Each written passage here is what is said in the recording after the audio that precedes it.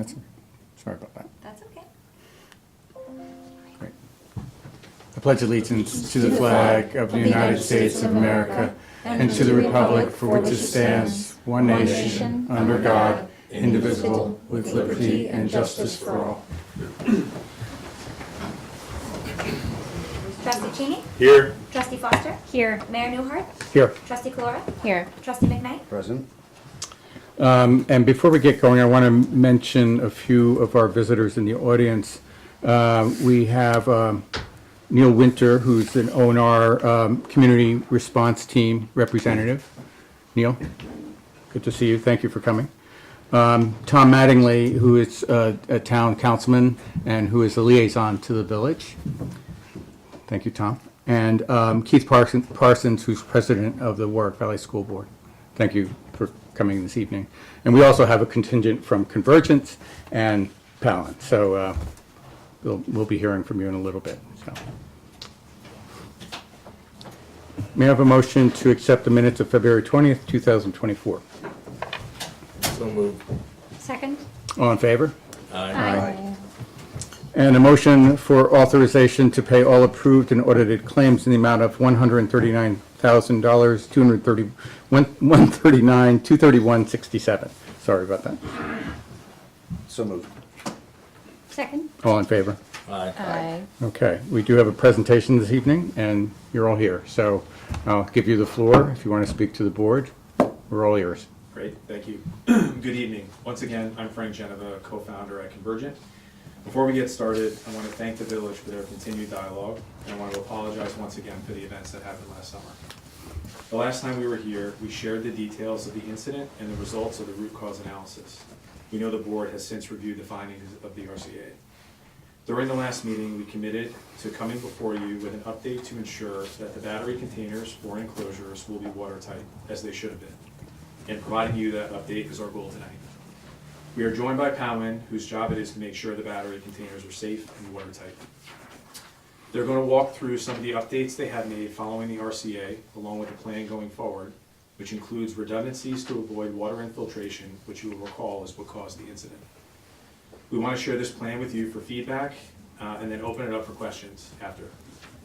Before I turn things over to our partner, Powin, I'd like to remind everyone that these battery storage systems are here to enhance Orange and Rockland Utilities infrastructure, improve the power grid reliability, and prevent the community from experiencing power disruptions.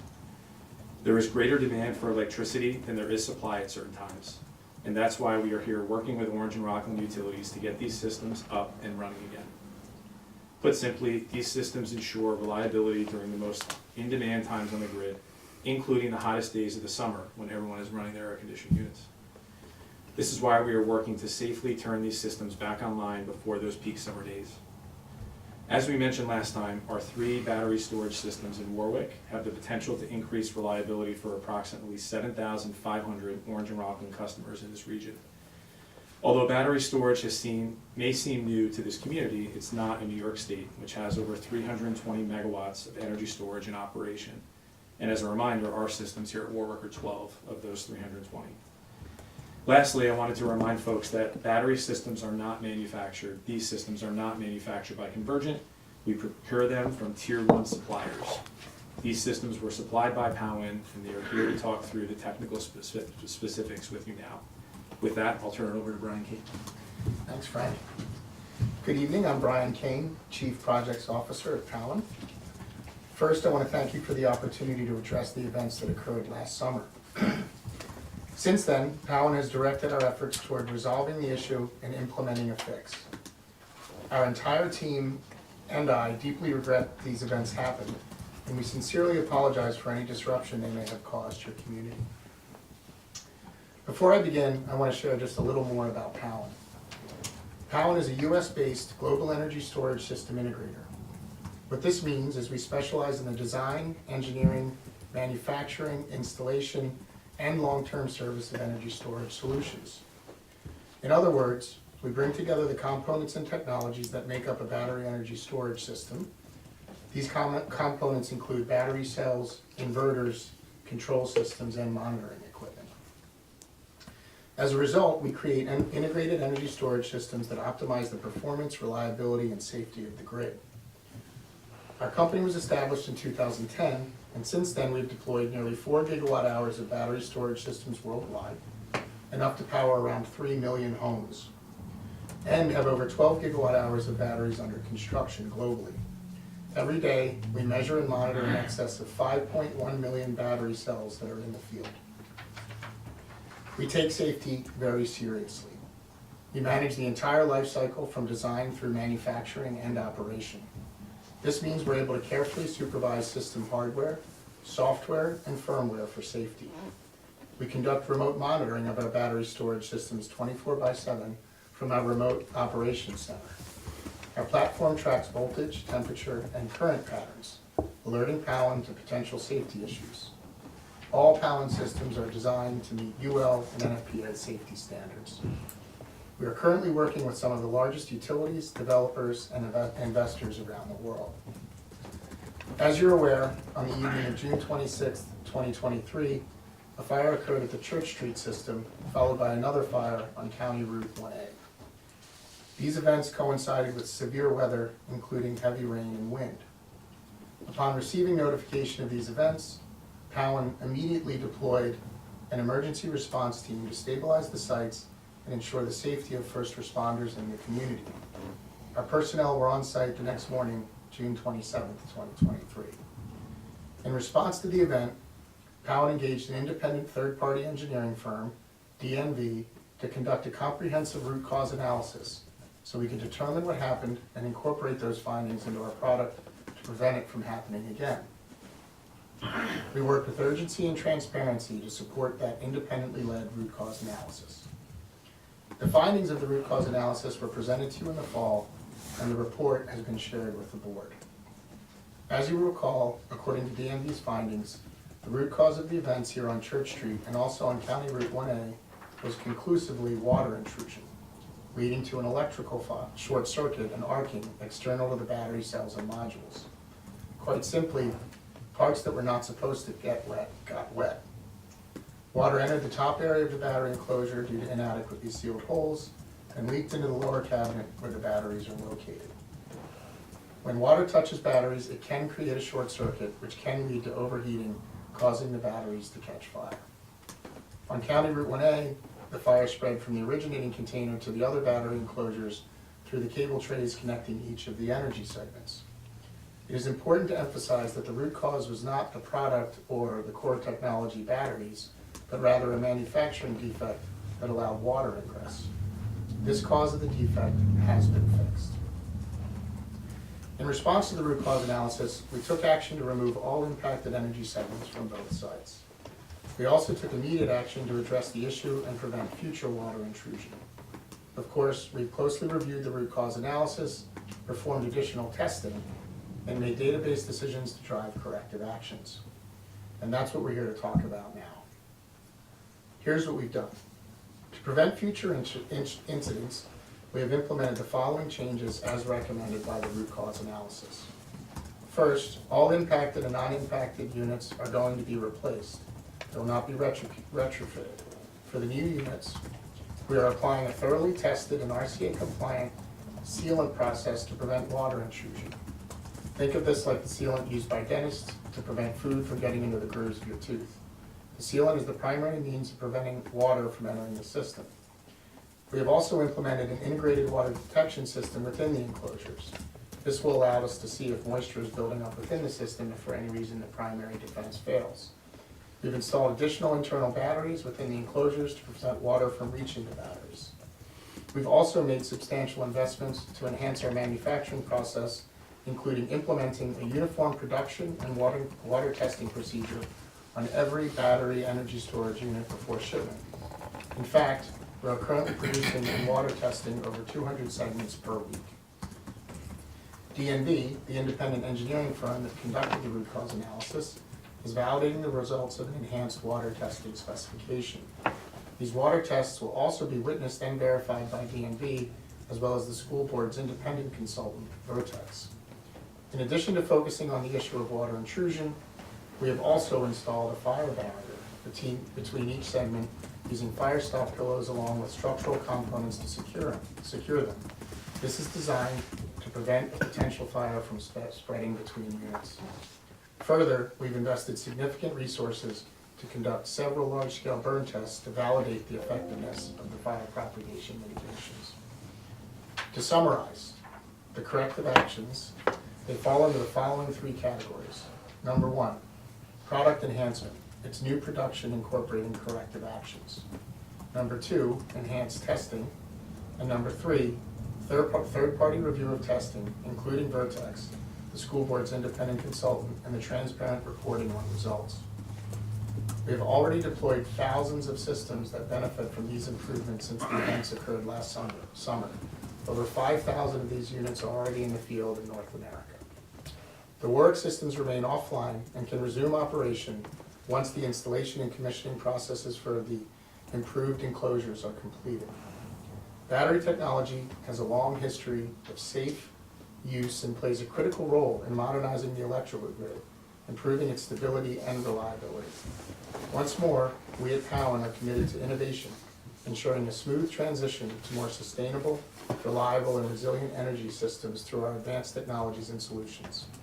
And of course, most importantly, we are committed to safety. In terms of timing, we will move through the steps above and work closely with Convergent, with Orange and Rockland Utilities and this community with the goal of bringing these systems online by the end of May 2024. So they are ready to support the electric grid during the summer when your electric grid experiences its time of greatest strain. We appreciate that these events raise concerns within the community and want to reassure everyone that safety remains our top priority. We are committed to ongoing monitoring and evaluation that ensures the highest safety standards are maintained.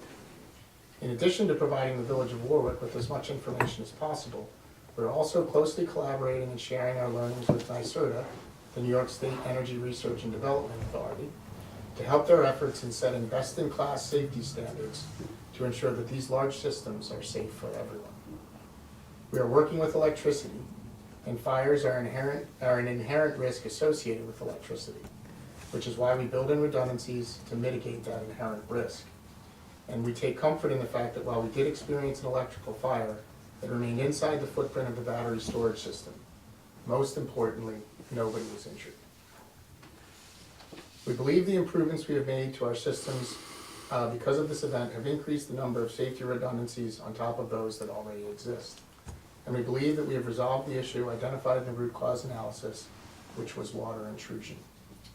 Before I turn it back to Frank, I want to thank you for your attention and the opportunity to address these important matters. We're open to any questions or concerns you may have. Thank you. Thank you. Thanks, Brian. And thanks for giving us the time to speak with you all today. Convergent is currently diligently monitoring Warwick systems remotely, as we have been since we initially commissioned the assets. I want to make sure folks know that the planned replacement units will be the same dimension, installed in the same locations, and interconnect in the same areas. I also want to reassure you that before the systems are commissioned, we will conduct additional training with the fire department in advance of these systems coming online. Over that time period, we'll also be working closely with the fire department and chief to enhance and tailor the ERP plan. Before we open it up for questions, we want to let you know that these updates will not be paid for by this community. They are paid for by Powen Convergent as the owner who is responsible for financing these systems. We are committed to safety of our systems, and we are invested quite literally in this solution. We are motivated to try and get these systems online in time for summer, when Orange and Rockland Utilities has reported they are in most value and of need. Representatives from Convergent, Powen, and O&R are all here to answer questions you have, and we will do our best to get you answers or follow up if needed. And with that, I'll open it up for questions. Thank you.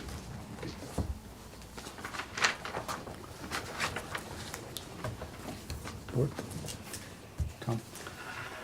Yes, thanks for coming tonight. My reaction, all these statements were read. For me, it would have been helpful to see a copy ahead of time. You go through details. I like to go through a couple times and process that. So I tried to retain as much as possible. I do have some questions. First of all, Brian, you'd mentioned the root cause analysis multiple times. When was that shared with the village? I have to go back and check the exact date. I don't recall exactly offhand when it was. Because I don't recall ever receiving it. So, from what I heard, it sounded like that was presented to us. It's the first I've heard of it. Okay.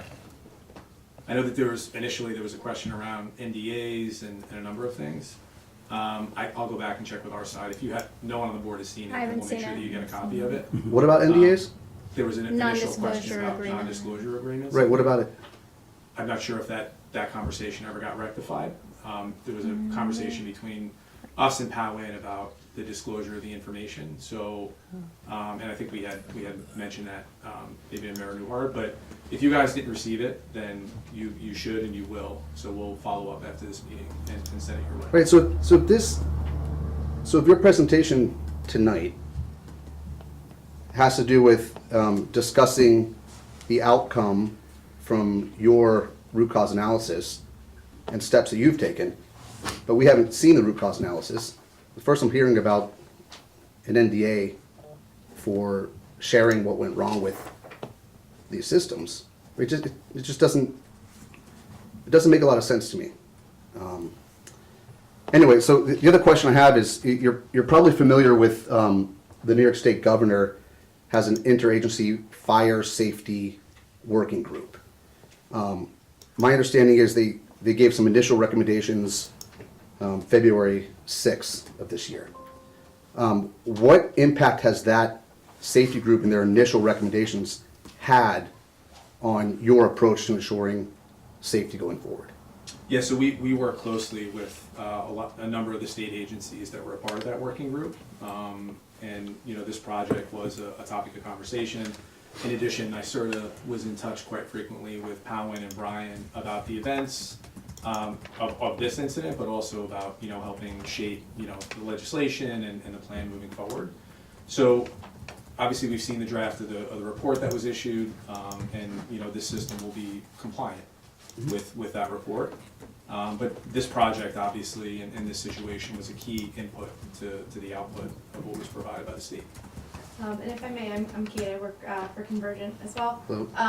One of the recommendations from the working group was that someone would be available to respond via phone within 15 minutes of getting an alert if there is an issue, and then also someone on site within 4 hours, and that there's a phone number posted on the site that you can call directly if there's an issue. And we met those standards prior to the recommendation of the working group.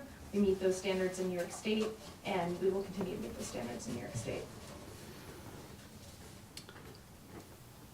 So if you look at the recommendations, it seems like a number of the ones are still in progress, right? So I wonder about, you mentioned wanting to get the system operational by summer time frame, but it seems like the implementation best practices to be recommended by this interagency group, it doesn't seem like it's on the same timeline. So how do you reconcile that? Yeah, and so as I said, we've been working very closely with the agencies, even though that report or the form may not be in final draft. We don't anticipate material changes from the recommendations from the group at this point. And, as Kate said, and as I said, the site as it was initially designed, especially with the additional enhancements that Powin is making, will make it compliant, with the roadmap that's being set up. Okay, so personally, I'd like to see the RCA, since that wasn't provided. Yeah, absolutely. Yes. In the future, if you have a script, no offense, it'd be great to send it so we can at least see some of those details. That way the conversation can be a bit more Sure. meaningful. Yeah, and we absolutely send the RCA. The conclusion, there's a lot of detail in there and a lot of data, but the conclusion is that water infiltrated, the locations are identified, and then, the proposal was that, there should be product enhancements and changes in order to prevent that from the future. So that's the summary. Obviously, we'll send it, you look through the details, but I just want to make sure that we're aligned on with the output the summary was from that RCA. Thank you. You also mentioned additional training for the fire department.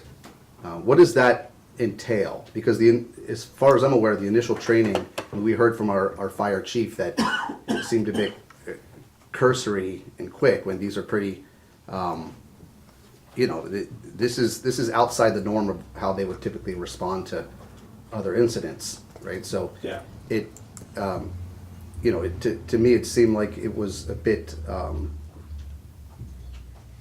rushed, maybe through the training process. So how do you think about truly making sure that the fire department has everything that they need to respond and to know who to interact with, right? Because I remember the emergency response plan, and there was talk of GE, not Powen. Now I understand economic conditions. Powen was brought in to substitute for GE. I get all that. That wasn't part of the initial response plan. So how do you think about responding in terms of completing a plan that's accurate information and informing our fire department in a way so they truly know how to respond and keep the public safe? Yeah, so I think two parts to that question. The first was around the cursory approach initially, as you put it, to the initial fire training. I can't speak to how cursory it was, but the reality is that we're not looking for the fire department to fight this fire, right? That's in many situations. So, you know, we don't want them entering the site. So in terms of the training, you know, in many ways, there aren't many things that different about this site compared to fighting a normal fire. We don't want them entering the site. We don't want them close to the site, right? We want them at a safe distance. So I just clarifying that we are trying to, and the experts in New York State also have an opinion on this, right? And we are trying to simplify things and keep firefighters safe, right? That is the point. On the second piece, our head of safety, who is a volunteer fireman, has been in touch with Chief Lemon about basically the updated ERP and making sure that any feedback that either Chief Contaxis or Chief Lemon have had throughout this process get fully incorporated into that ERP plan leading up to that training, which will take place prior to the system coming back online. So at a high level, that's the plan. And like I said, we're in touch with the fire department currently on that. What kind of training is it? Is it like classroom training, tabletop exercises, It's on- live exercise? Live exercises on site, yeah.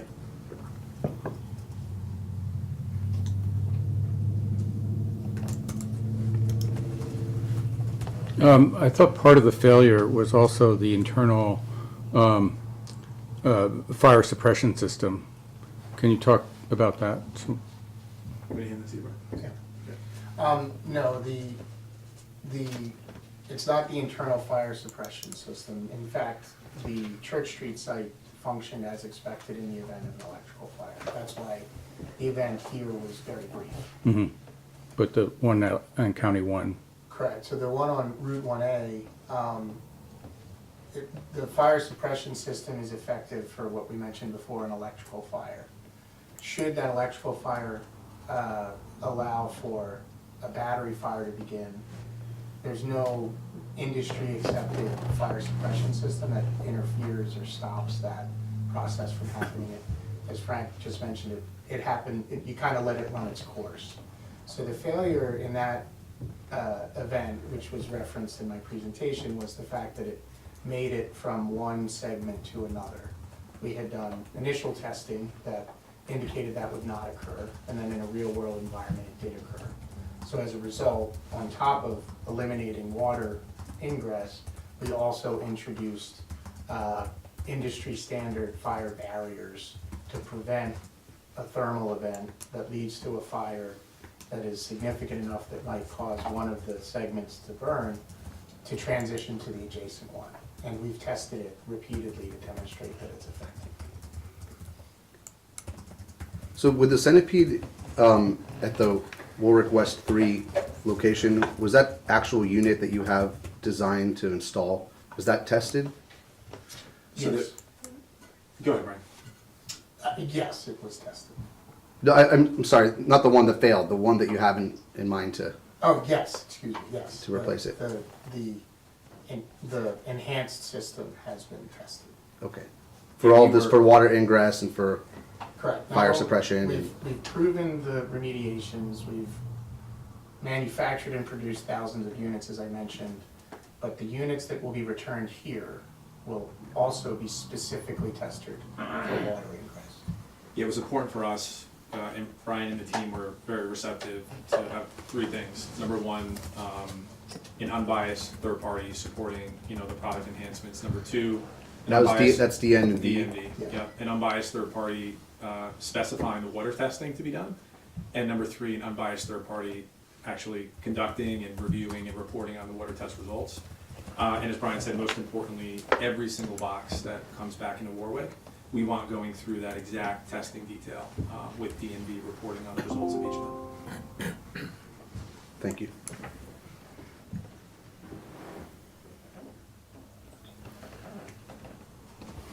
Barry? So the updated ERP, that's gonna be submitted to the village as well?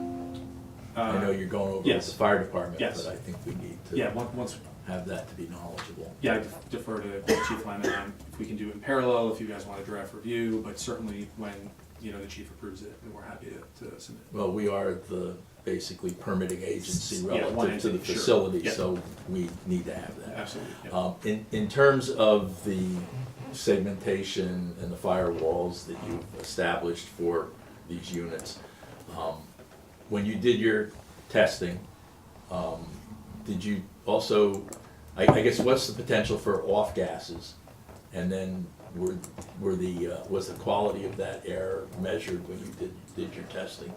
So while the quality of that air was also tested, I think the most relevant fact is that the quality of the air during the event at Route 1A demonstrated there was no impact to the community.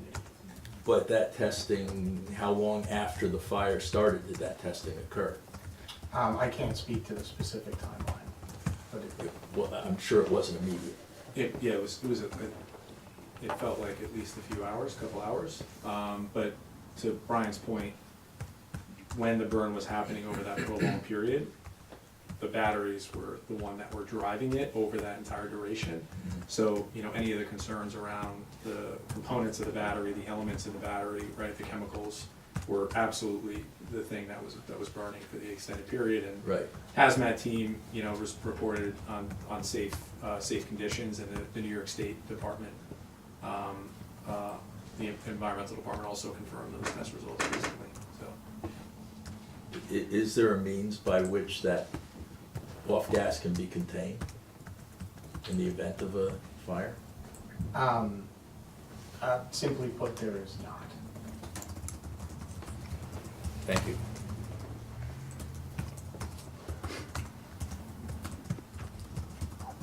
Aaron, anything? Questions? Are you able to send that RCA to us tonight? I'm sending it to you now. Very good, thank you. And there was a question about the confidentiality of it, so.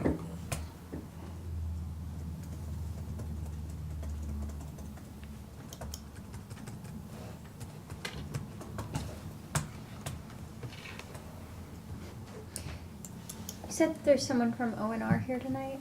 Yes, No.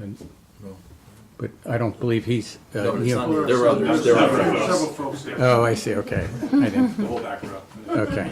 Yes, so if you wanted to ask a question. about that. Yeah, during the last meeting, we had talked about sort of mitigating measures in the meantime to ensure resilience of the grid. Was wondering if there was a report out on that? So the company has made provisions so that this area is secure for this coming summer season. Hoping that the batteries proceed forward, but in the meantime, we have made provisions so that. And what are you, is it a substation, like a mobile substation? What are you using? So there were additional ties made with other circuits to improve the reliability in the event of grid outages.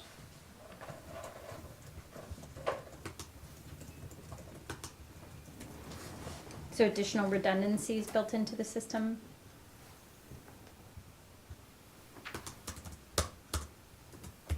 Thank you. So there were other issues in other communities of the same systems, correct? And so was that because it was a bad batch, or what was the story? So it was driven by water ingress. Okay. Early production, early production manufacturing defect leading to water ingress. I have another question about the system, the grid resilience. So is that a permanent improvement, or is that, okay, all right, so now so we have a permanent improvement to improve the redundancy in the system, and then we'll also have this additional battery storage to kind of further support, okay. Is there anything written anywhere about that, like what kind of capacity that provides, and, We can certainly provide you with some additional information with regards to what those redundancies were and what that offers us at the area. okay, thanks. And is there a reason that wasn't thought of, like, or was it thought of and explored before, and then the batteries were determined to be kind of the better option for some reason? So the batteries defer the substation. That's the purpose of the batteries. Yeah. In the interim, because the batteries were not available, we fortunately did not have too many peaking days this past summer in Right. 2023. And so moving forward, we do anticipate further additional peaking days than we had in '23.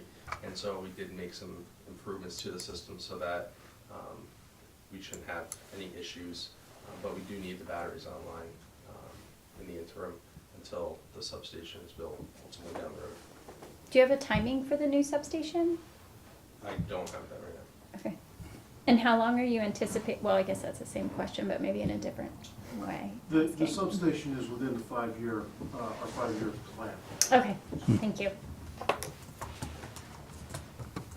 And what location? It would be at the GTI property, adjacent to the GTI property Oh, okay, in the industrial complex. So okay.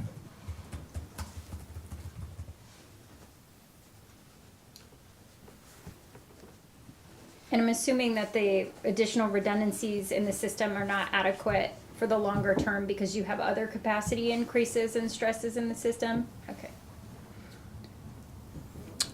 I thought that that station was for GTI specifically because of their power needs. it'll be able to serve GTI and the greater Warwick community. It'll essentially replace the Wisner substation, is what it's going to do. And there'll be many more circuits that come out of that substation. Okay. So, Does that then change the plan for a substation out across from the bus garage? I don't think there is a plan for the substation out beyond the bus You garage. bought the property. Doesn't mean we were going to develop. Okay, well, We buy a lot of 10 property. 10 years ago, the president told me that it Yeah, was we've coming. You know, it's not uncommon that we buy and acquire property many years in advance, in advance of the load growth anticipation. So, to the best of my knowledge, there is not a plan to develop a substation at that location currently. Thank you. How many substations will be serving the Warwick community when, specifically the village, I guess, once the new substation is up and running? We didn't bring our engineers for that with us, Because if it's replacing one, I'm just So, wondering. yeah, so basically, the situation remains the same as it has in the past. Substation at Wisner or thereabouts, and then Minnesing's the next one over, correct? but, yeah, So we have yeah, two. and the thought, the plan had been to build a substation across from the school bus garage, and that would then better serve the village as opposed to having it come all the way from Minnesing. But that won't, that one's not happening, it sounds like. But so do the two substations have the capacity to serve the village? So if one goes down, then the other one has the full capacity to serve the village, or are they both required to serve the village? I'd have to defer, we'd have to Okay. defer to the bidding engineer. Thanks. folks. And if a substation is built, then would there still be a battery storage need? When we build our substations now, we try to build them with battery storage capacity in every substation that we Mhm. build. Makes sense. Brian, if I could ask you another question. I'm thinking about the three pillars you mentioned of how Powell has addressed the situation, right? Product enhancement, enhanced testing, and third-party reviews of testing. Product enhancement, makes sense, right? Seals and fire barriers, I get that, right? As far as the enhanced testing, how substantially different is it from the testing that was I assume there was testing done on the units prior to this, right? You know, when you go into a testing plan, I don't think you're assuming it's going to fail, right? So you've done something to address that. What's the confidence that you have now with the enhanced testing that it won't fail? And what's driving that confidence? Thank you for the question. So, there's two standards, NEMA and IP, that dictate the qualification of a product. The system design satisfied those standards, but as noted in my presentation, there was a manufacturing defect, and at the time where these units were produced, we did not have a 100% testing standard. So in fact, a subset of units were tested and passed. Now, we've implemented two things. One, every unit gets tested 100%, and we created a testing standard for every unit that's compliant with the standard. So the earlier testing, it's arguable whether or not it was fully compliant with the standard, because usually you design to a standard and then you do some verification testing. We're now effectively testing to a standard 100% of units. So it's extremely confident because we're now effectively running a design test on every single product after production to confirm that there are no manufacturing defects that lead to watering risk. Okay, thank you for that.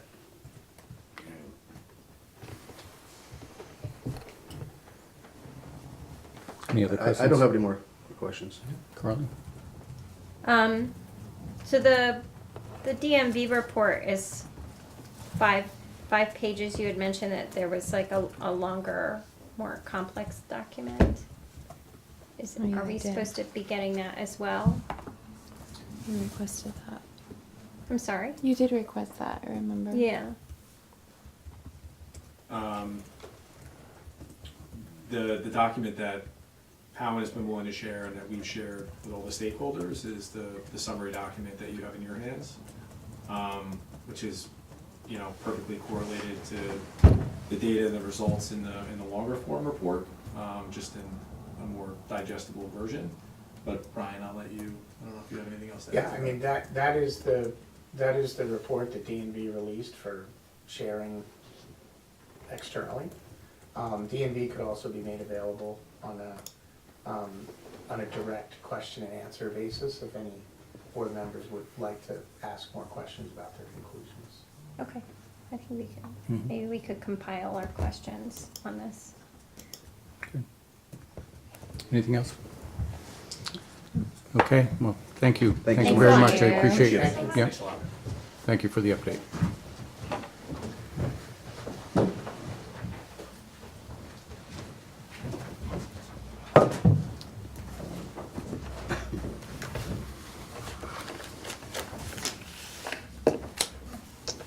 We'll move on to announcements, and Raina, would you make the announcement, please?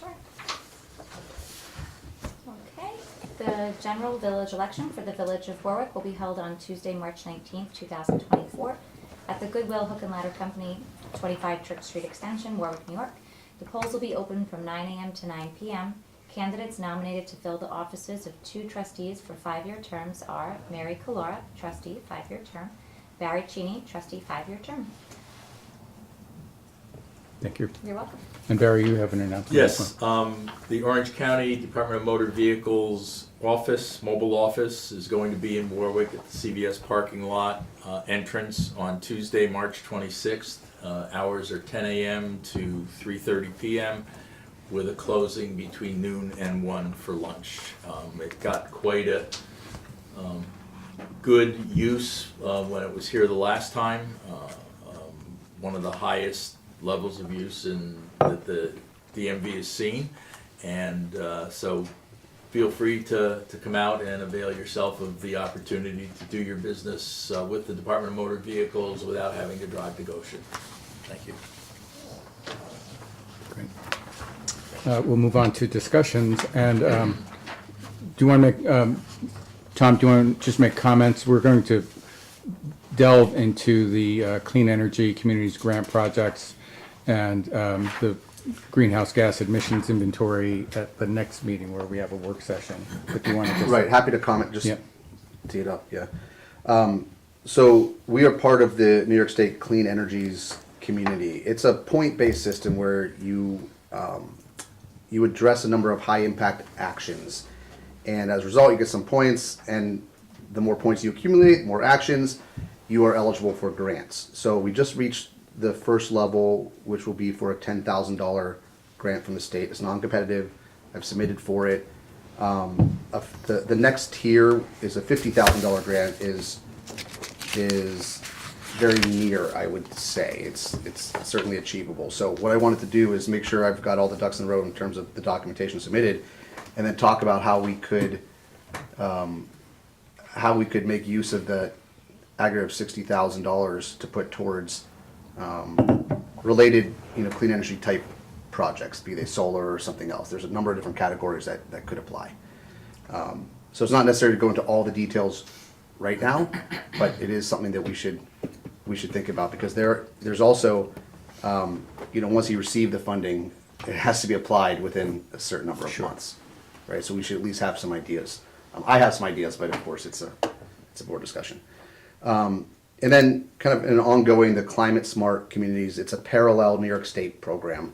Also a point-based system, but the more you achieve, if everyone remembers, we're bronze certified. It puts us in the top 7% of municipalities in New York State. But one of the high impact actions that they prioritize is doing a community-wide greenhouse gas emissions inventory. So we actually have O&R data for all of the dwellings, all of the businesses in the village of Warwick. So I put together that inventory and report. It's on the website. Would love if anyone has any comments. The follow-up action to that is to put together a climate action plan, community-wide climate action plan. We've already done this. If it sounds familiar, we've done the inventory for government operations. So any of our buildings over 1,000 square feet, our vehicles, things that help the local government run. This now is for the overall community. But it does tie in with a number of the grant initiatives we have underway, like the RAISE grant and Safe Streets for All. So again, we can get into the details another time, but it's interesting how these programs, they do have tie-ins with some of our other initiatives. Sure. May I do a quick build on that just while Absolutely. Tom is in the audience, just in case he's going to sneak off before the end? I think I'm here for the duration unless it's real late. No, you never know. I'll just share that we've been working toward the grant agreement for the Safe Streets for All, and it's the regional FHWA is happy with the content, and so then they're sending it back to be signed. So that means that we'll be able to begin the Safe Streets for All soon. And that project is includes a Slow Down Warwick campaign, which is specific to the village, but then also the townwide transportation action plan. So we'll be coordinating with the town on that. And then we did also submit the RAISE grant application, I think a week or two ago, and that was that's a $2.8 million grant, and it's for design-related services to support a variety of kind of complete streets improvements, West Street, sidewalks, some work on 17A, but also specifically relevant to the town is the potential multi-use trail from the village all the way out to ShopRite. And then improvements to South Street Extension, so to improve walkability. That's it. I just wanted to. No, that's good. And I just wanted to thank both you and Tom for picking up the ball and getting that RAISE grant out the door. I truly appreciate it. Yeah. It took the whole board, so. Well, thanks but to everybody. it took the whole board, but you guys were. It was mostly Carly. Some did heavier lifting than the others. Okay. But thank you. So we have two things under discussion then. The ethics code, which we've been working on, and short-term rentals, and we'll start with ethics. And And we don't have Steve tonight, do we? we do not have Steve tonight. But I think we're getting so close that I think that we can be okay. I had two things that I'd like us to discuss and or consider. Boy, you say ethics and everybody leaves the room.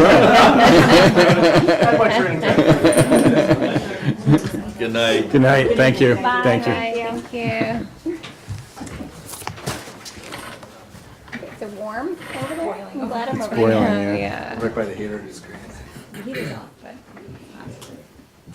The So- first would be that I feel that this also needs to apply to a candidate for elected village position. So if someone decides they're going to run by filing their certificate of acceptance to candidate, that they at that time should also be filing the disclosure form that's required of all sitting board members. And the second one has to do with how we treat the gifts, or how that's described, and right now it really doesn't put any limits on anything but $75 per gift, and in my mind it needs to be further qualified to, does that mean $75, no gift greater than $75 over the course of a year from one individual or concern? Because if you were allowed to receive $75 in a gift every day from the same person for 365 days, it's over $20,000 Right, value. So I think we just need to have that tightened up a little bit, and there's In any There's given good- year, you wanna say, like? no, I think what it would be that no more than nothing more than a gift having an aggregate value $75 or more in any 12-month consecutive period from the same individual or entity, nor shall he or she accept or solicit any gift of financial benefit under circumstances in which it could be reasonably inferred that the gift was intended to influence such village officer or employee in the performance of his or her official duties. So that comes pretty much straight from the counties. Yeah, that sounds That's good. Yeah, that does sound good. Thank you. I also have two comments. Okay. Are you? Yeah. My first one is, I'm glad that there was that Steve added N, the equal treatment of the public, but I think that O is unnecessary and would like to propose to remove it, because I think it's a slippery slope for the reasons that we've discussed in several board meetings. Yeah. Yes. I think, I'm okay with that myself. I think that we cover it in our handbook pretty well. okay. Is everybody else okay with that? Mary, I think you were the one that. Yeah, I know. Yeah. What part of it did you say you want to remove? O, all of O, because it's covered by N, and it's not, that's not an ethical issue, it's a behavioral issue, and it's a slippery slope. I don't know. Well, I think N does have weight because it says equal. I think that's the key word. Right. Yes. I guess while you're noodling on that, the second thing is the ethics disclosure form. Item 3 says list the location and description of all real estate within the village of Warwick. And so I'm thinking that if it's your domicile, that you don't need to list it. If Well, I you mean, have- that's out there publicly anyway. When we run, the notice that Raina read, she didn't read the addresses, but our residents' addresses are on there. Yeah, so, I mean, the fewer places it's repeated publicly, I guess, Yeah. I don't know that it's necessary. I mean, this would be foilable, correct? And so. Well, but there could be parts of it that were redacted if that's not the information they're seeking. Yeah, it's just, cause it's not I think if it's your domicile, then it's not really fulfilling the purpose of the ethics disclosure form, cause the ethics disclosure form is seeking potential conflicts of interest, particularly with regard to business Right. endeavors, Right. and That's- where you live is not. Right. As long as it isn't a two-family residence. Right, yeah, And you have an Airbnb. Yeah. yeah. I mean, that could require more complex language. So I don't feel as if I had to pick between the two comments, I definitely prefer to remove O. So You're not limited to that. I'm just saying if I had to. I don't feel too strongly about number 3, but it just seemed unnecessary. Okay, so the only thing that I do like about O is the fact that it says performing his or her official duties. If we can somehow kind of take that part of it, Yeah. add it in there, I would be happy. It does say it at the end of N. It says, "and without special advantage in carrying out his or her But if official we could duties." bump it up after an officer, elected official, or employee, I kind of, okay. In the course of performing his or Yeah. her official duties. That makes sense. I need those words closer together. And I understand that it's in the employee handbook, but the employee handbook is not open to the public, so I just want the public to know that we are aware of this standard. That's where I'm coming from. Okay. So where are we? I did have one other thing that I forgot to mention previously, and that is, it just, in terms of the board itself, it says appointments to the board shall be made at the annual reorganization village board meeting, but it doesn't talk anywhere at all about length or staggering, the length of a term or staggering the terms. So in that sense, it kind of leaves me with like, okay, every year we have to appoint a full ethics board, and I don't know that that's a good thing. And that it should be similar to the other boards where, you don't have the potential to lose the whole board from year to year. Sure. Yeah, and it's going to take them a while to get oriented Yeah. with, Right. like a year is not enough time. Yeah, I think it has to be a term, and it should be staggered so that they don't all happen at once. 5 members, okay.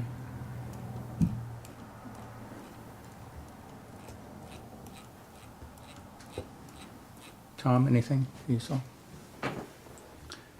So going back to N and O, where are we with that? So, wait, are we sorry. looking You at had Steve's any red line comments? version, or are we looking at the Okay, latest, good. the latest So- draft? Yes. Yes. Yeah. Well, they're different. They are. They're 2 different documents. There's the latest revised draft. That's what I'm looking at. Is there a more recent one? There's the after latest that? revised draft, and there's red line of ethics code previously. That's the one that's previously presented. I think Steve's Yeah. latest version is the one that reads latest. revised Latest. draft. Yeah. Hopefully there isn't another latest. I don't think there is.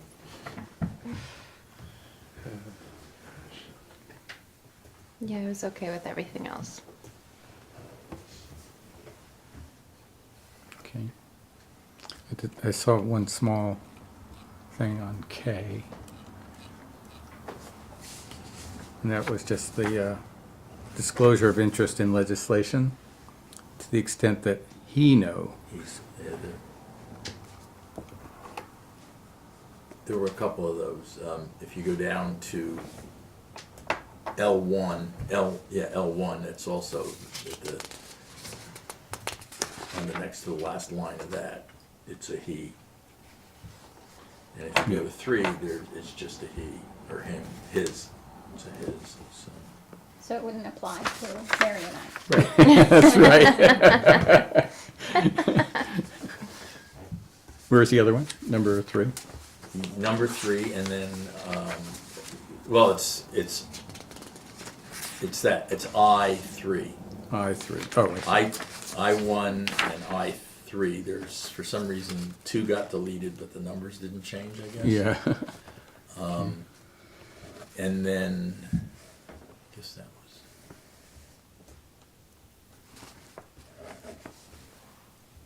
Yeah, I guess that was it.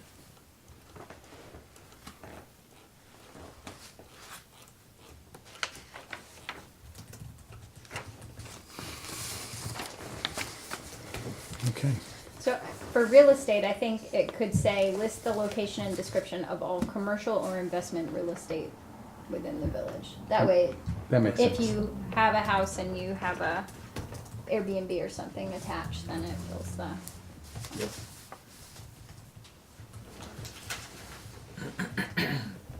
Does that apply to any business entities that you hold license to, like an LLC? That would be commercial, right? Well, commercial may imply the property type. Commercial or investment? No, I think, Commercial business or investment?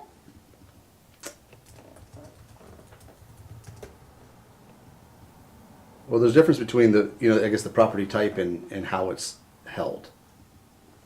Right, so if someone held a bunch of properties in LLCs where those names weren't disclosed, this doesn't necessarily say that it But has to be disclosed. You do have the business position one that says any business or association or corporation in which you have ownership interest of 5% or more. That would qualify, right? That would catch your LLCs.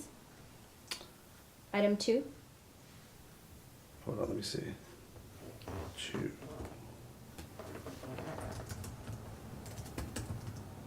Any limited liability entity. That's in there as well, actually. Just caught that.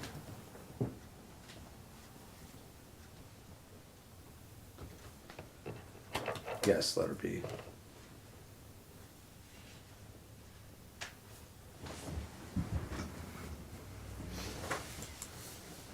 Well, really, so I see what you're saying, corporation, business, or association, which the officer, elected official, or employee, but Barry, weren't you also mentioning someone who is, this would apply to someone who is running for a position? Is that what you just mentioned? Well, yeah, I think that's probably broader, it's over the, but maybe we have to update the, well, what I was saying was this should apply as well to someone who's running for a position. Right. Being considered. Like Well, 2. No, someone- running, so Okay. Yeah. having filed their acceptance of nomination, I forget what the exact term is for it, but once you file that, which happens like 3 days after the petitions have been able to be challenged, then you need to file the document. So here's a question, if someone had a direct family member, right, in their house, hold title to a business, but they hold office, and it's not necessarily in their name, but they directly benefit from it, how would that be contemplated? It would just be disclosed, right? Usually there's a requirement on the form to disclose it. I don't recall exactly what the form says. Your spouse, children, and or dependents. Yeah. And then that's for real estate. Right, number 3. Business position, spouse, children, and it should say and or dependents. So it would be filed, but would it be reviewed by the ethics board?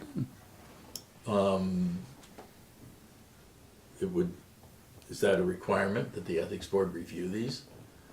I mean, they receive them basically and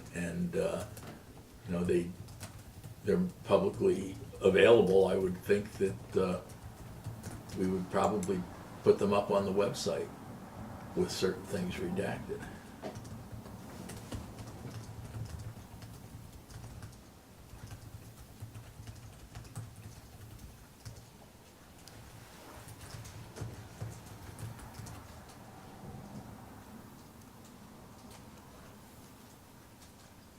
So it says that there are two, review the annual disclosure statements required by this chapter and submission of such statements. So then, yes. That makes I mean, sense. really, Maybe they all could really all flag they it. can review for is completeness. You know, Right. did they fill in all the questions? I mean, they're not gonna be a investigative body that delves into it unless something comes up that demonstrates that the form is either outdated because it wasn't updated as it was necessary, or that it was falsely submitted. Or is an apparent conflict of interest for their position, right? Like with the office of the building inspector or the office of the assessor or something to that, you know.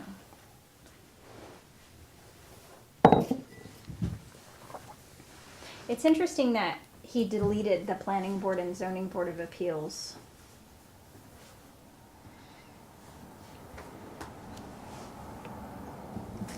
From having to file?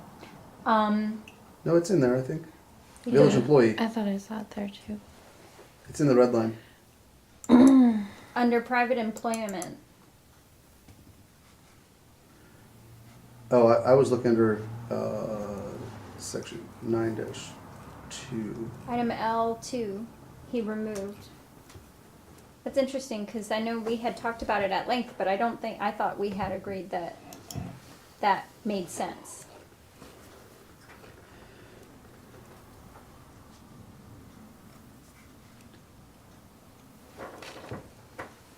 Because Yeah, you're right. It used to say, You're looking at 2, so Mhm. 9-4. and it hasn't been replaced with A. anything.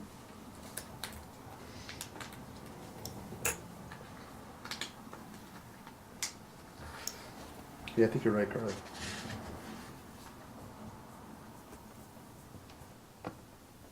Yeah, I thought that was I thought that was actually important.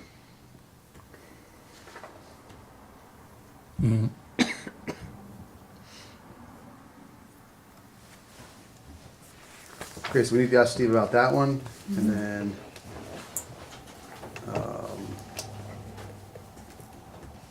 earlier in 9-4, it's the same thing.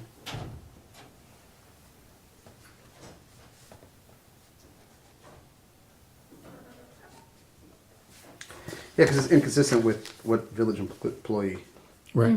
Yeah, absolutely. means. Should we wait for our next meeting with council? Well, we can send him these, Yeah. and then we can follow up with that work session. Sounds good. Yeah.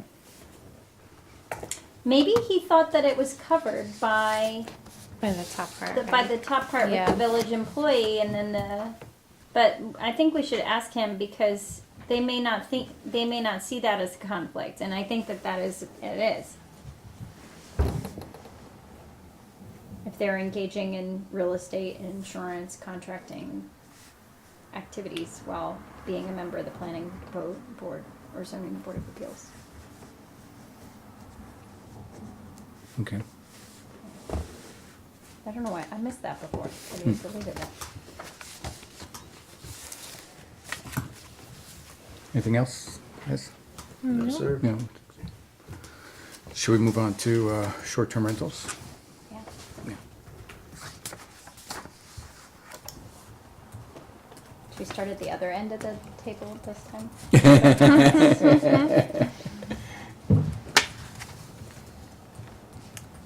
I have the same question as Carly as far as representative of the property owner who resides within 15 miles of the village. Yeah, I had suggested that it change, because he said, well, then it should be a time thing. And so Yeah. I suggested, okay, then 15 minutes, because I don't think it's reasonable that hour. Like if we expect a bed and breakfast or a hotel to have people on site, then to say it's okay for someone to be an hour away. That was my, Yeah, Steve's comment though is, it's, ability to arrive within an hour, right? Because even if you live within 15 minutes, I said arrive agent- within 15 minutes. so truly on call. Like that they're within a 15-minute drive. They can arrive within a 15-minute drive.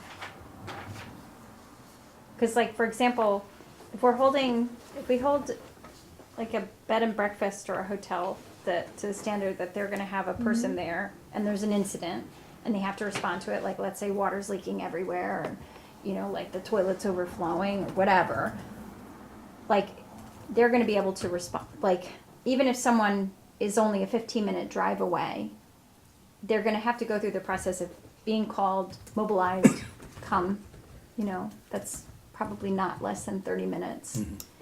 And so any hotel or bed and breakfast is gonna be able to respond to an incident within 30 Right. minutes.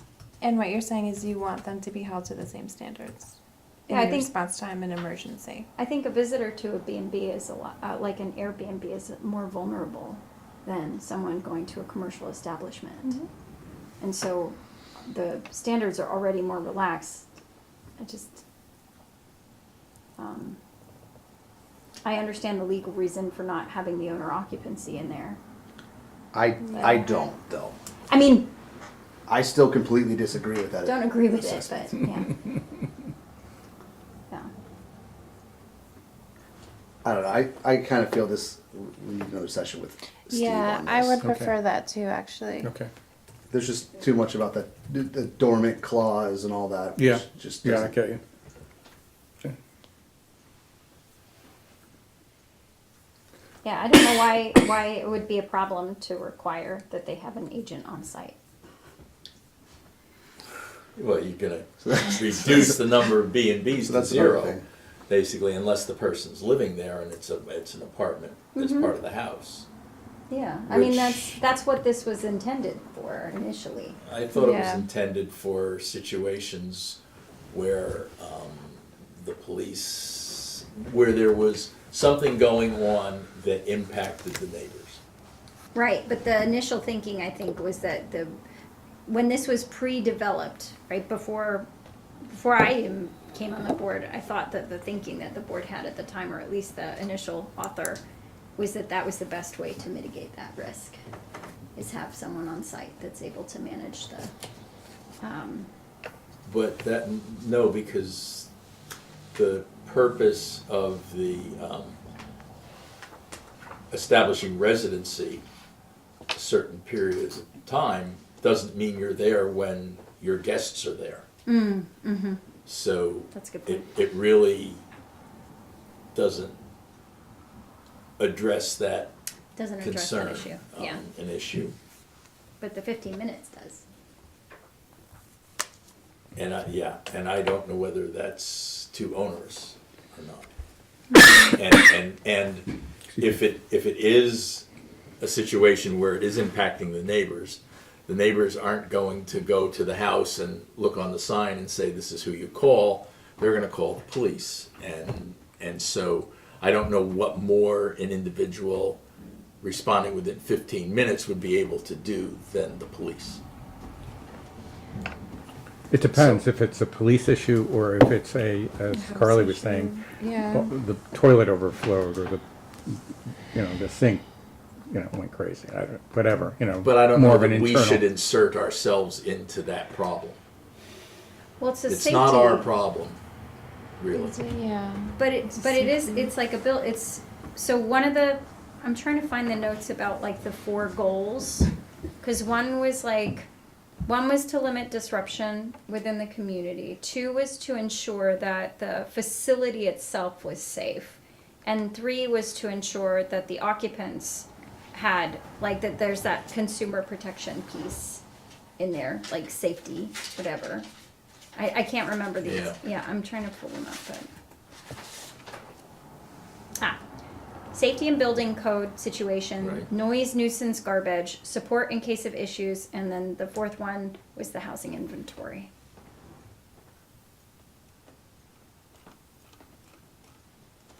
Yeah, I mean, I don't know to what degree and that we're maybe over-inserting ourselves in it with and I think 15 minutes is, it basically limits the options for the property owner because if you've got a pretty tight circle around here for 15 minutes, and if it were a half hour or an hour, you know, does that really, I guess, make a big difference? Especially in the situations relative to what I would call public safety. Do we think that, so this is where I'm really interested in why Airbnbs and like a bed and breakfast or a hotel is like different. Because like with an Airbnb, you're presumably going and staying in an area with, and there's other people that are going to be within the, depending on the density of the housing, there's going to be other people within the area that are also strangers, similar to like a hotel or B&B situation, depending on the density. And yet, there are all of these expectations around like people on site, etc. But we have a different, but we're pushing like a different standard with Airbnb. So I'm just curious about that, and maybe that's worth talking to Steve about. Yeah, I want to have this conversation with Steve because I have some questions along the same Yeah. lines. Okay. And just Yeah. one more thing, I thought we had discussed the provisions in, so if it's residential, it would be owner occupied, but if it was the central business district, they had a Correct. bit more flexibility. That's right. But Steve was the one that said you cannot do that because Airbnb is suing people with the interstate commerce clause, saying that that's preventing interstate commerce from Yeah. taking place. I don't love that interpretation.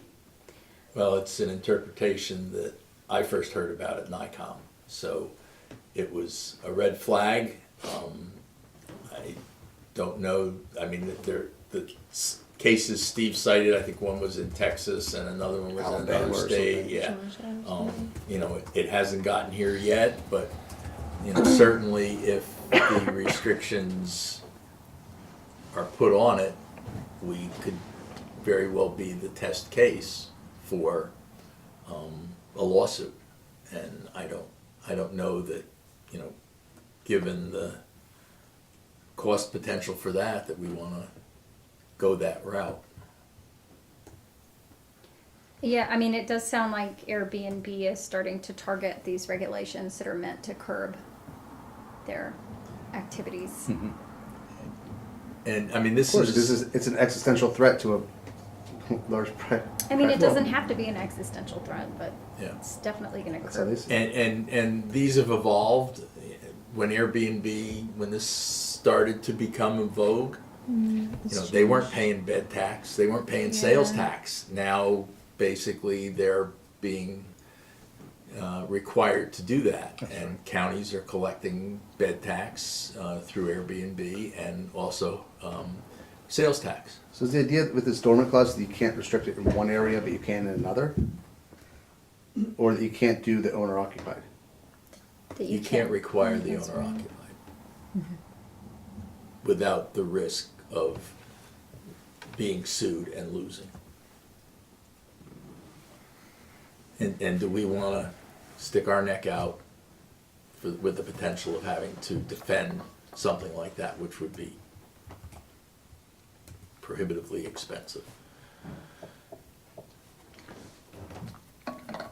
I think to Tom's, take on it too, that there are a lot of, many municipalities that have owner occupied as a requirement. And a lot of those were established before these legal decisions have come down. Yeah,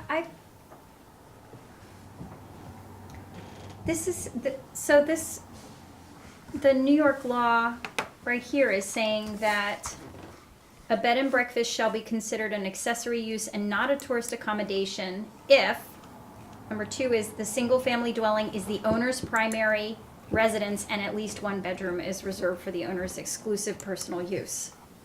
So they're requiring owner occupancy for it to be considered a bed and breakfast. Yes. Mhm. How is that not applicable to the dormant clause Because, or whatever? it's because Oh, it yeah. prohibits somebody in Pennsylvania from buying a property in the village of Warwick and using it solely as a Income property? rental, a short-term rental.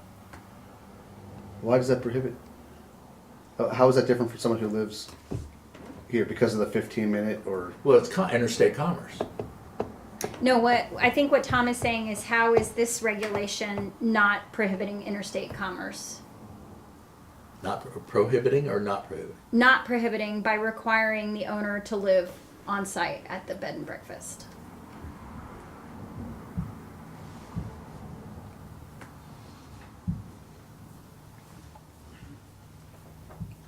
So, I mean, I think that's a not an question, attorney.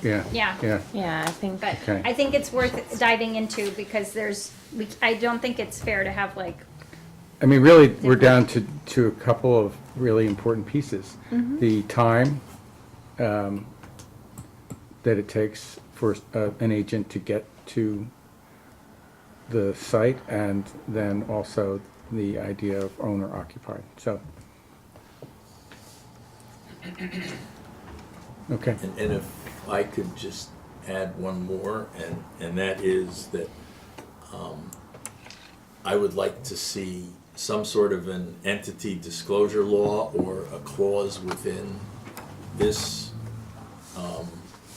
particular short-term rental property code that would require disclosure of any person who owns or is part more than 5% of the LLC. So they would have to list the names of the individuals who are in the LLC or other similar entity. But I mean, we That- probably need to extend that beyond this particular law. So I would suggest that we enact an entity disclosure law for planning board, planning applications, pretty much any application before the village. Okay. okay, good. Okay, onward, ladies and gentlemen. Okay.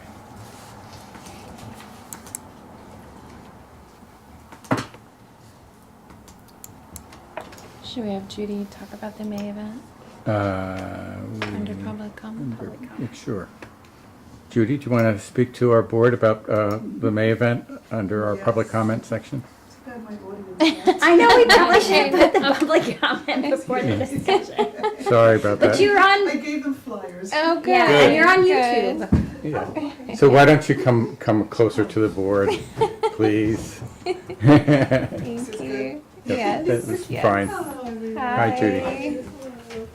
So I'm here to talk about mental health, and May is Mental Health Month, and thank you, Mary, for asking me to come, which I communicate with mostly all of you anyway. And Mayna, thank you so much. You've been amazing. She was a great help last year, walked me through all the details, and of course you, Mayor, and everyone here in the village has been amazing in the first May Mental Health Month, which was launched last year, and then of course we're going to have it again this year. It's our second annual, so that means somebody will take the ball and it's the 30th annual if I'm still around.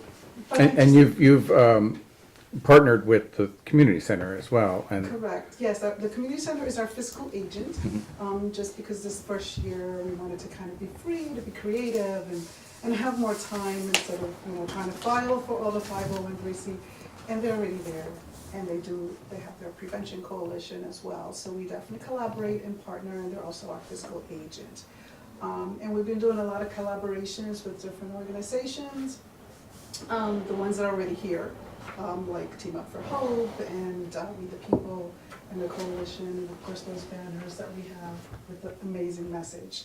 So that's here in our town, and of course, I'm preaching to the choir here because you know the reasons why. We started this here in our town. Why I wanted to really have this here in our town because it's Warwick, and I've been here for 33 plus years, and I love it, and we're always the first and foremost, ahead of a lot of things, and so, of course, it's a national crisis. We know that, we hear it all the time. We've all been touched by it, whether it's, we all want mental health, we all want good mental health. So what we're talking about is actually mental health conditions. And the diagnosis of that is just increasing and it's on all levels. And of course, what leads to suicide.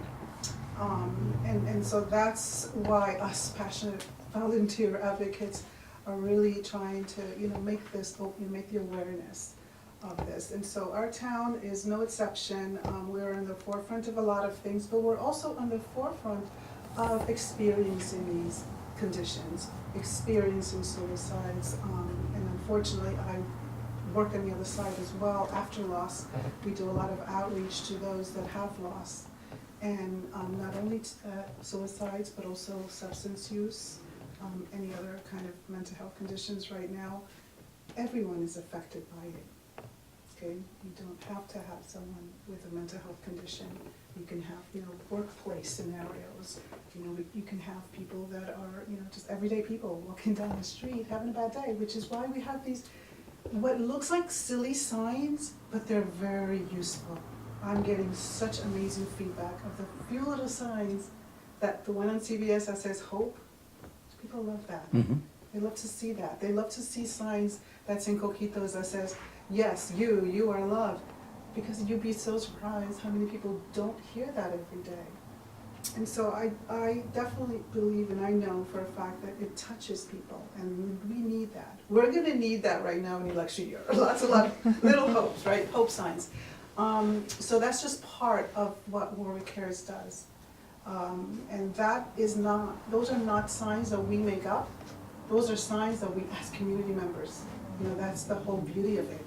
And that's the healing part of it. We meet with senior citizens, we meet with teens, we meet with everyday people, and now we're going to be meeting with a lot more youth groups, hopefully the PTA, hopefully the ambulance corps, anyone that has youth in their core groups. You want to go and speak to them and say, hey, what do you want the community to hear? What do you want to say? Would you like to put that in a sign? It's just a form of communication, and it gets people talking. And we're talking not only youth, across the board. So that's what I kind of envision, and we envisioned that when we first got together with little focus groups, and they helped us, build these signs that are out there. So they're not just canned signs, that's from the community. And that is the healing part of it. And so if you want to know how is this working? Well, we hope people drive by and say, oh, I saw your 800 number, your 988 number, and you saved my life. We hope that happens, and maybe we'll get to that, qualifiable state. Maybe Carly, you can help me with that because you're so good with numbers. But just only because what we can really measure right now is the community involvement. Like the community care cards that we did in February.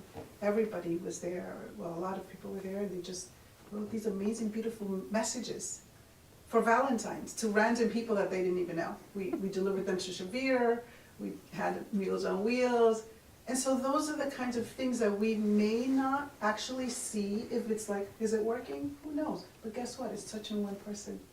It's touching one senior citizen. It's touching, we even give them out to teens.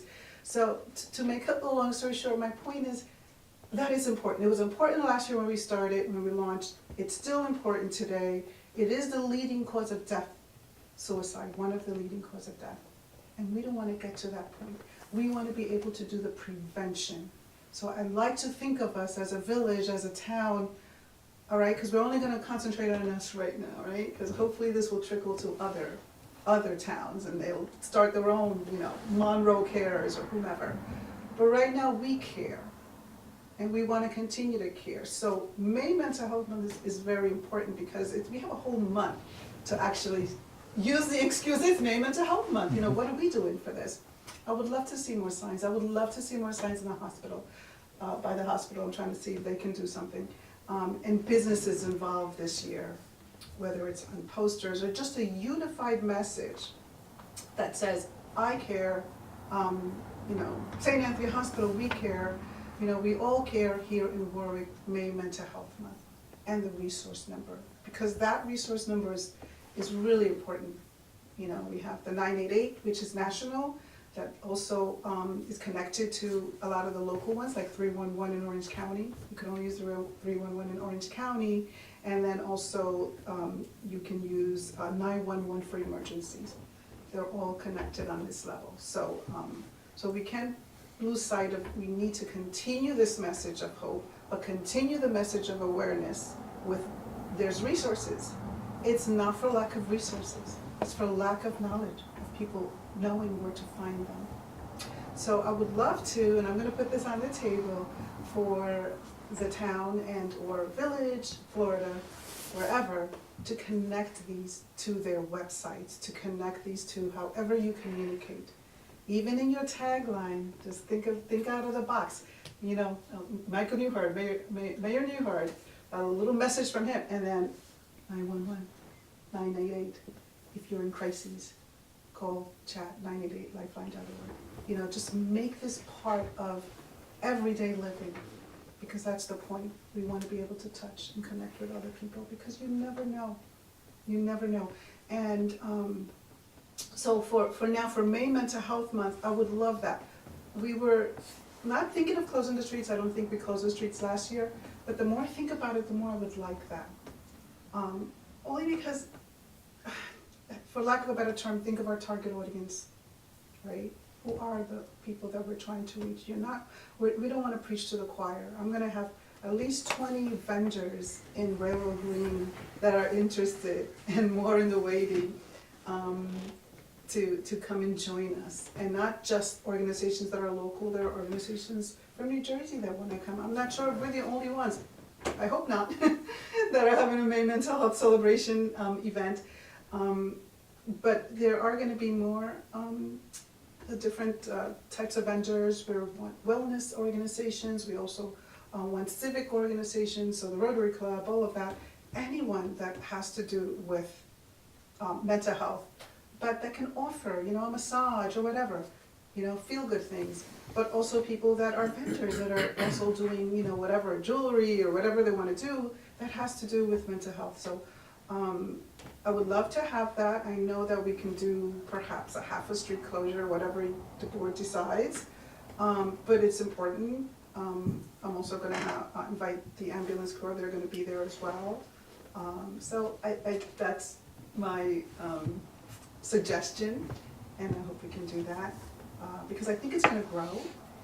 And I don't want to be the only one that's, you know, Warwick Cares, like, well, how many volunteers we have, like 5, 6? Like, I need help. I want this to be a community effort. So, there's a lot going on, of course, every weekend in spring and summer here. I believe that there is a craft fair. I know. Yeah, and there's just a lot of traffic on a Saturday. I think that was one of the concerns. Exactly. And also businesses are dependent upon people able to get around. What about Stanley Deming Park? If you're going to have that many people, would that maybe be a better venue with a playground and bathrooms and? Right, because the bathroom is another issue. I think we kind of discussed that. I didn't realize there was going to be a lot more interest in this, and we can maybe discuss that for next year. I'm not sure. But yes, that is definitely a consideration, knowing that there is going to be the Wickham Works Arts, and it was the same last year, and I think it worked out well because we had, you know, people coming in from both. So having more than one event in the village. Oh, it's fine. You know, we can handle it, but it's just it's more about the street closure, I think. Exactly. So I'm not sure how we can work that out. I know last year we had that partial area. We may have to expand that a little bit more this year. We had like the parking meters that were blocked off, so. I see. Yeah, so there wouldn't be parking on the other side of the street. Okay. And I think for the health fair, there was it a partial closing? I believe they were closed. They were closed completely? Yeah. Yeah. Yeah, all right, so just a consideration to think about, the reasons why, and I'm thinking of those that are coming that are struggling. Mhm. We're talking about a lot of different mental health conditions that are, that people go through, whether it's light, whether it's sound, and that's why we're there. To cater to that, and to make sure that they have, an area where they can feel safe, number one, and an area where they can feel like not so, but that's my request, Okay. and whatever the board decides, I'm good with it. I just want you to make everyone aware, and thank you, for doing that. And then electricity, of course, right? Yeah, it's on here. I don't know, you can give us the It's on key your the night request. before, we're good. You open the electrical box, but, yeah, so we will have performers there, and lots of amazing, vendors and mental health organizations, and make it a celebration, because we have to celebrate mental health. We want to celebrate life, and make sure that people know where, the resources are, and how amazing our village is. And I would like to invite, whomever wants to come and join us from other villages and towns. Sure. Okay, and have other towns involved, with banners. I would love to see a banner in front, that's my other suggestion, in front of Village Hall. Okay. Okay. Even, you just say mental health, that's it. Yeah, Maybe it's mental health. yeah. Very good. Well, thank you, Judy. Thank you for everything that you Yeah. Yeah. have For done. everything you do. Yeah. Thank you. You've been such a catalyst, and it really has become something pretty amazing. And as you say, other communities, immediately communities have called you and have taken the model and have developed their own. So, but that's definitely a compliment, I think. But it has to continue, and it has to stay in the forefront, Yes. as you know. Absolutely, we will continue, as you know, how we feel about that, so, Okay, okay. thank you. Thank you. Nice to see you too. Thank you. Thank you. Tom, would you like to speak to our board? I'm just here as a passive observer. Okay. Bye, Judy. Thank you.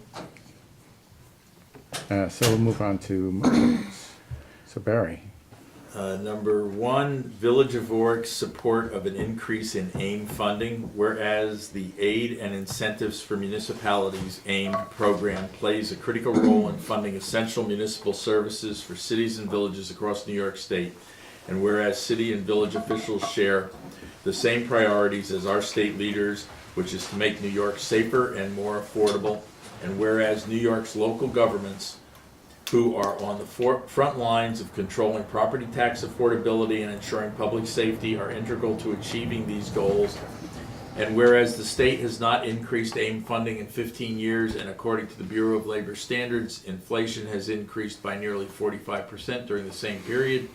And whereas this neglect from the state has led to rising municipal tax burdens and harmful disinvestment in essential municipal services and staff, and whereas the property tax cap further limits the ability of local governments to properly fund the services their residents need, and whereas the challenges of rising inflation, the increasing costs of labor and supplies, and the end of extraordinary federal aid only accentuate the need for an increase in AIM funding, and whereas the governor's 2024-25 executive budget proposes to keep AIM funding flat, and whereas an increase in AIM funding would reduce the local tax burden and help revitalize communities across New York, now therefore be it resolved that the Village of Warwick urges Governor Hochul to work with the leaders of the Senate and Assembly and increase AIM funding in the 2024-25 adopted state budget. Second.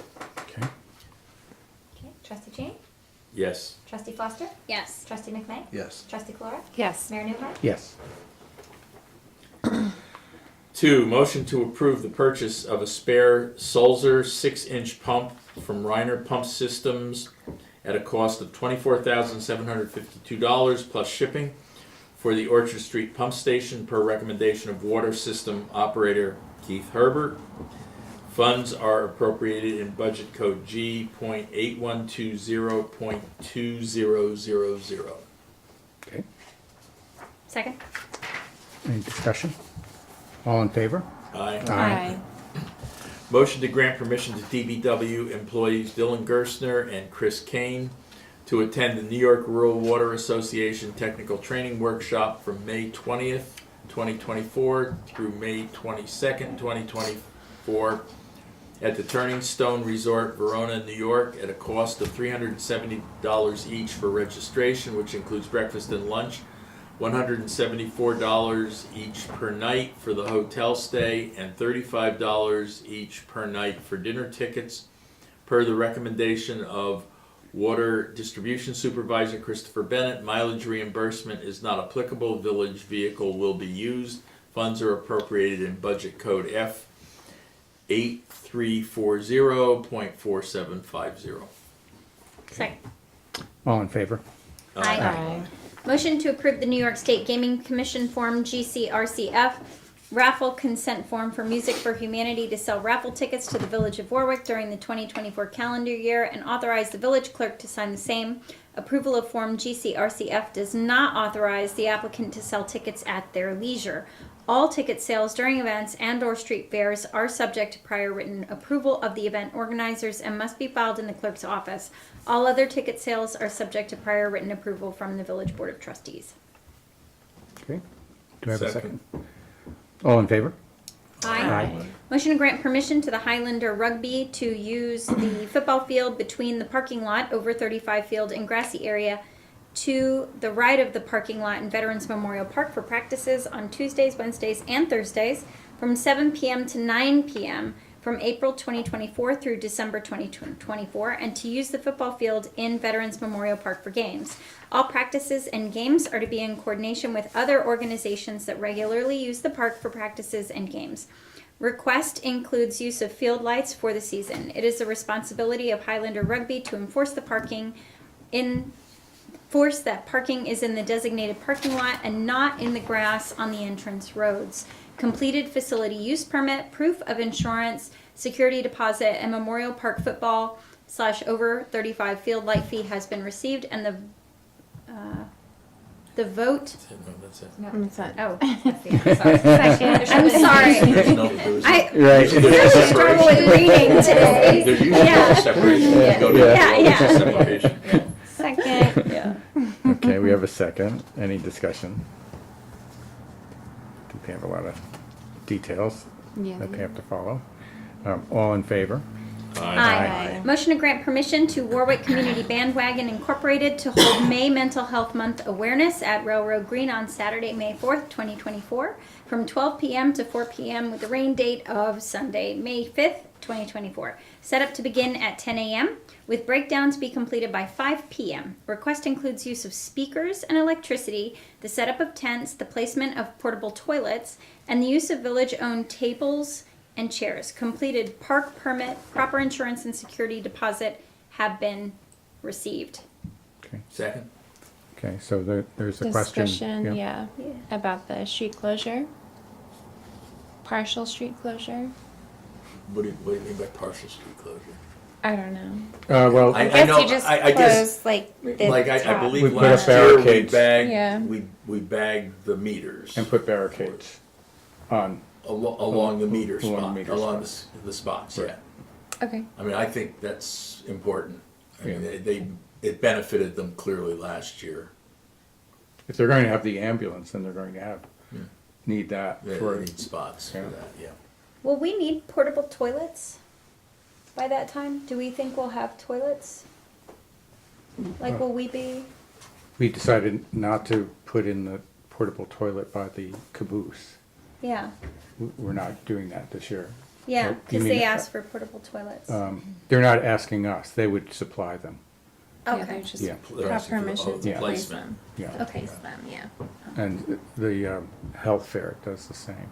But will we have we would have those bathrooms up and running by then? I imagine we would, yeah. Okay. So maybe it,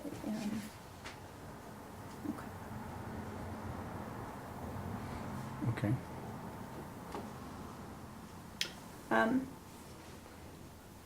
I mean, I strongly believe that as this grows, the idea of another venue, and Stanley Deming Park is such a wonderful venue that, that would be, if it's continually successful, then,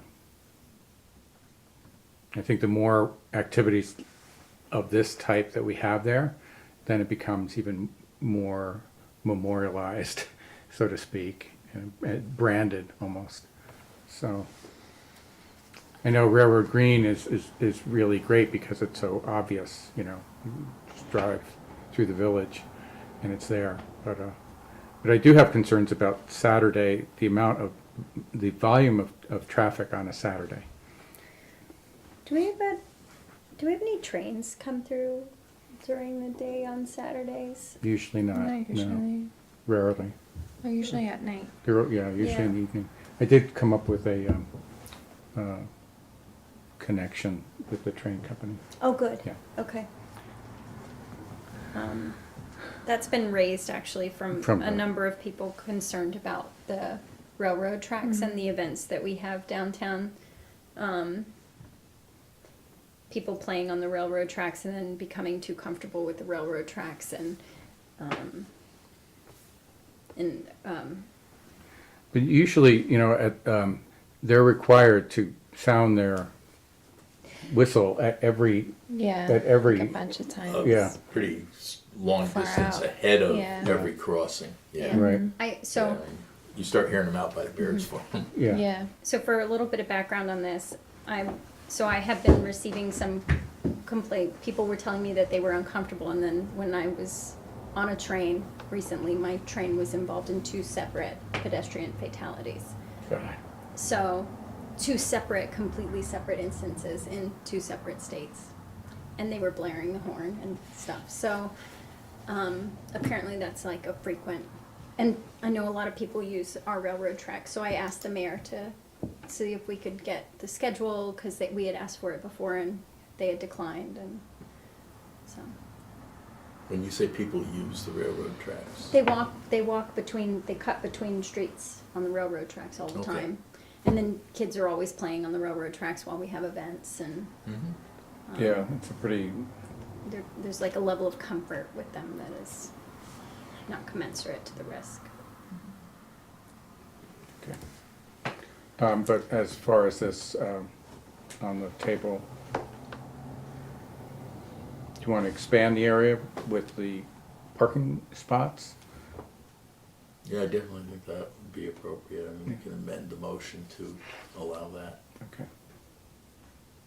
Okay, so I'll amend the motion to include a partial street closure to put meter bags, or to put bags on the meters on the Railroad Green side of the road, And barriers. and barriers. Yeah. Mhm. Yeah. Okay. Do I have a second? Second. All in favor? Aye. Whereas the Village Board of the Village of Warwick is undertaking a strategic planning and feasibility study which will explore adding a multi-use trail connecting the village to local shopping, food, and employment hubs. And whereas the New York State Department of Economic Development and the New York State Urban Development Corporation, doing business as Empire State Development, has provided the village with an incentive proposal under which the village will receive funding for reimbursement for a portion of the cost of consulting and professional services incurred on the strategic planning and feasibility study. And whereas the village is required to provide a $250 application fee for the incentive proposal, now therefore be it resolved as follows, that the village board hereby authorizes the village mayor to execute and submit the incentive proposal and all documents necessary for full submission thereof, and that the village board hereby authorizes full payment of the $250 application fee. Second. Discussion? Yes. I think there are some issues with the agreement, but this would not preclude us from continuing to have conversations with Empire State Development. This would just authorize you to sign it, upon that, and pay the $250. Yeah. Exactly. And should we ask the town for 125? I mean, it No, may why not don't be we up their- necessary. Up their percentage to 26% and drop ours to 24, that'd be more money. Okay, yeah, that's true. Yeah. Okay. So we have a second? Okay. Trustee Cheney? Yes. Trustee Foster?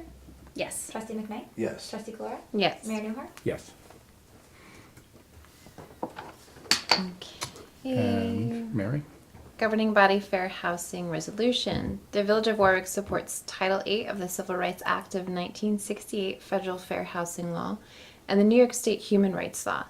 It is the policy of the Village of Warwick to implement programs to ensure equal opportunity in the housing for all persons regardless of race, color, religion, ancestry, sex, including pregnancy, national origin, nationality, familial status, marital or domestic partnership status, affectional or sexual orientation, atypical, hereditary, cellular or blood trait, genetic information, liability for military service, veteran status, mental or physical disability, perceived disability, AIDS, HIV status, and lawful income of source of lawful rent payment, Section 8.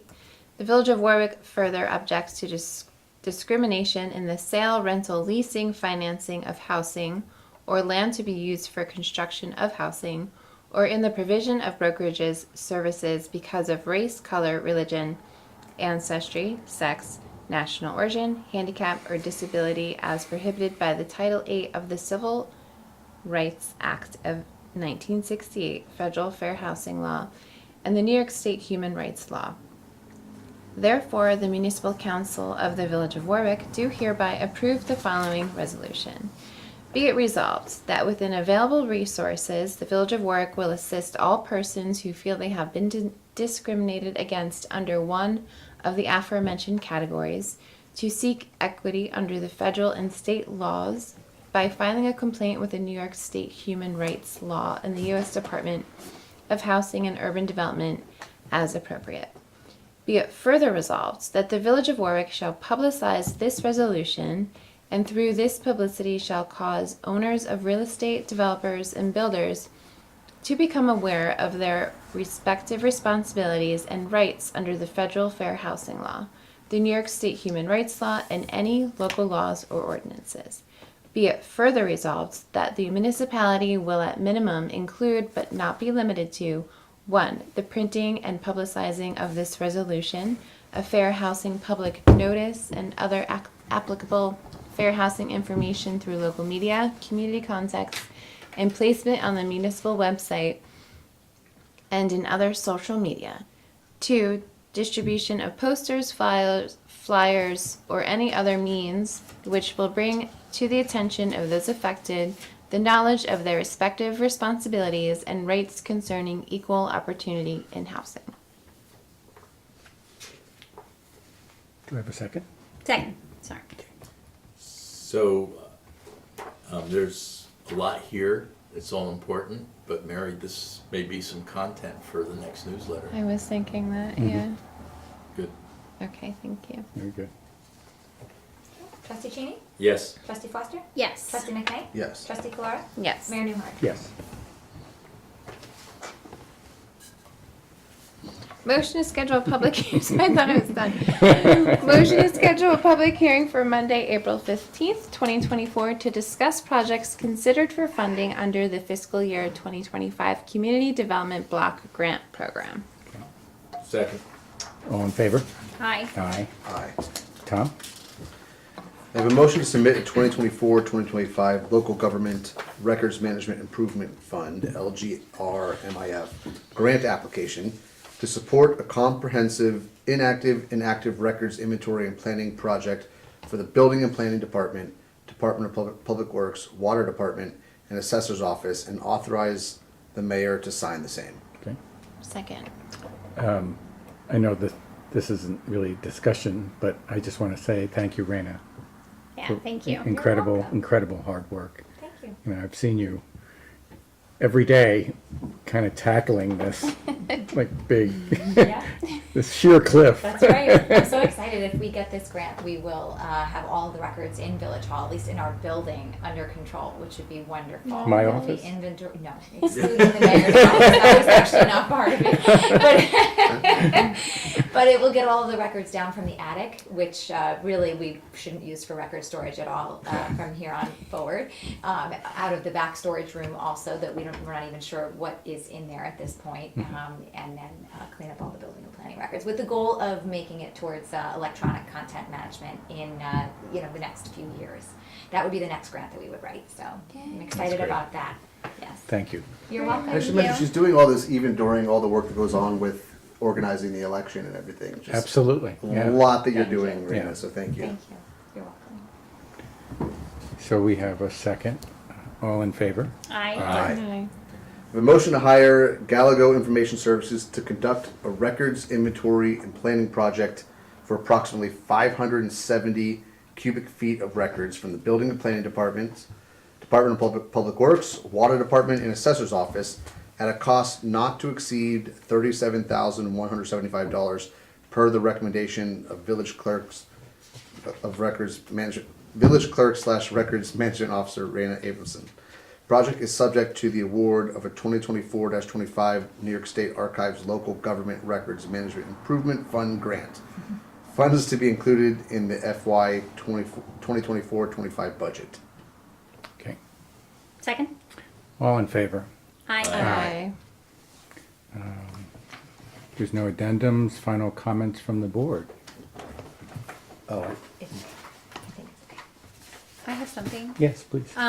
So next week, I'm gonna meet with the high schoolers, the youth and government class. So, if anyone has an initiative that they'd like feedback on, or if anybody would like to join me, you're more What than day, welcome. what day is that? It's Wednesday at 10:45 in the morning. And so last year I kind of went each month, Mhm. and I'm a little bit behind getting started this year, but You're a very busy woman. You're very, very busy. It's good. so it'll be good to get their feedback on stuff and get them involved.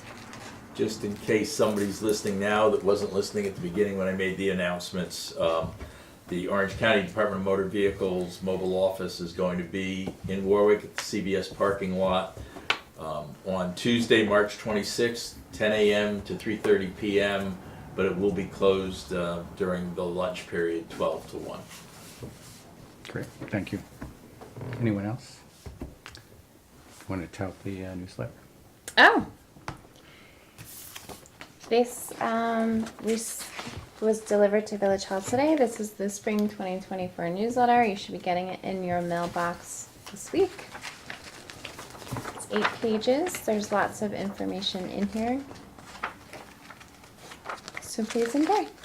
Job well done. Thank you. Everybody- Yeah, everybody. really Thank good work. you. Yeah. Excellent. There's so much information in there. You pass it around. Oh, yeah. Okay. Is it already up on the website or?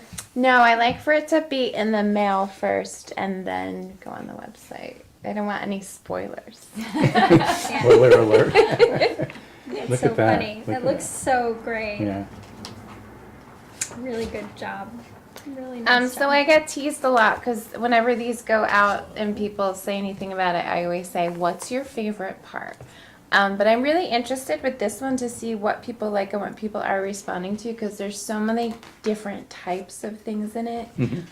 So please, if you can scan the QR code to the suggestion box on our website and just say what you like, what's working for you, and what you'd like to see more of, that would be incredibly helpful as we move forward.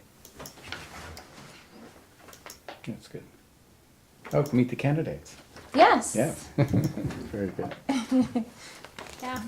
Buried in the back. So There's you so have much to love about this one. flip I love the slow down Warwick, and I love how it says 25 miles per hour in big letters on the front. And then also how it walks through your policy update, our policy update process. Yeah. I just think that's so great. It really The is. flow charts. Thank you. This is my favorite part. A little throwback to. Well, I don't want any spoilers. Spoiler Okay. alert. Yeah, really. Spoiler alert. Yeah.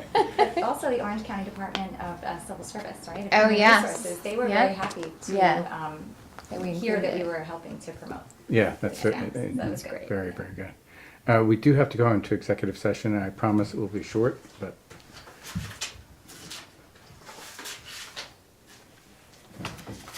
Do you need to read it? Yeah, sure. There you are.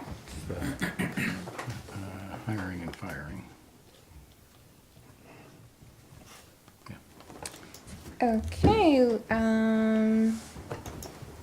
do I make a motion? I feel like it's been a while since I make a motion to go into executive session to discuss the medical, financial, credit, or employment history of a particular person or corporation, or matters leading to the appointment, employment, promotion, demotion, discipline, suspension, dismissal, or removal of a particular person or corporation. Second. Okay, all in favor? Aye. Aye. And when we return from executive session, that will be the end of the meeting. There will be no other business. So, Mary, would you please pass the recorder? Oh, sorry. Thank you for putting it in the middle. Mm-hmm. Okay, I'm just gonna go ahead and stop the live stream. I'll run to the restroom while we Do that.